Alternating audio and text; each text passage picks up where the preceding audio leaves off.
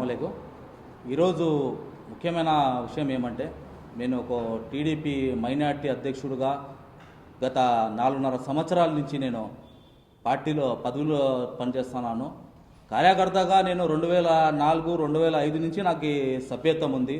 కావాలంటే ఆ కార్డులు మీ మీడియా మిత్రులకు నేను అందజేస్తాను.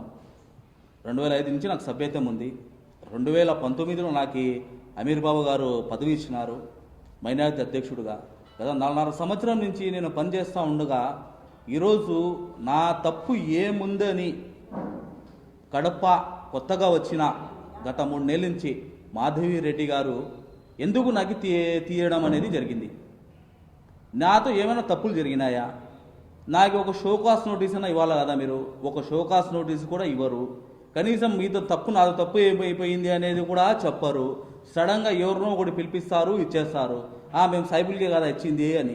సైబుల్కే ఇచ్చినారు, కానీ పని ఎవరు చేస్తున్నారు? 4.5 సంవత్సరము కష్టపడి మేము మన సొంత వ్యాపారాలు వదులుకొని, మా సొంత పనులు వదులుకొని మేము పార్టీ కోసము మన నారా చంద్రబాబు నాయుడు గారిని ముఖ్యమంత్రిగా మళ్ళా చేసుకోవాలా, మన కడప ప్రజల కోసం మేలు కోసము, మన రాష్ట్ర భవిష్యత్తు కోసము మేలు చేయడానికి మేము ఎంతో కష్టపడి చేస్తూ ఉంటే మన కష్టానికి మీరు ఈరోజు వచ్చి తొలగించేస్తారా? నాకు ఇచ్చింది పోస్టు మైనార్టీ అధ్యక్షుడు, రాష్ట్ర అధ్యక్షుడు. దానికి అమలు చేసింది the great leader the Atchannaidu sir గారు. దీనికి అందరికీ ఇంప్లిమెంట్ చేశారు. అది వాళ్ళ దృష్టికి కూడా మీరు తీసుకొని పోలేదు. సడన్గా మీరు తీసేస్తారు. ఎట్లా తీసేస్తారు మాధవి రెడ్డి గారు? మీకు ఏమైనా నేను వేరే పార్టీ, మన పార్టీలో నుంచి నేను వేరే పార్టీ కోసం ఏమైనా పనిచేసినానా? లేకుంటే నేను వేరేదేమైనా తప్పుడు పనులు ఏమైనా చేసినానా? పార్టీ కోసము ఏమైనా ద్రోహం చేసినానా నేను? మీరు నాకు తీసేయడానికి ఏమైనా ద్రోహం చేసింటే మీరు పిలిపించి అడగండి, చెప్పండి. మీకు హక్కు ఉంది, మీకు ఇన్ఛార్జ్గా ఉన్నారు కాబట్టి. ఏమీ మీరు చెప్పకుండా, నాకు ఏమీ తెలియపరచకుండా సడన్గా వేరే వాడిని వచ్చి మీరు ఇచ్చేస్తారు. అది న్యాయమేనా? మీకు ఇది ధర్మమేనా?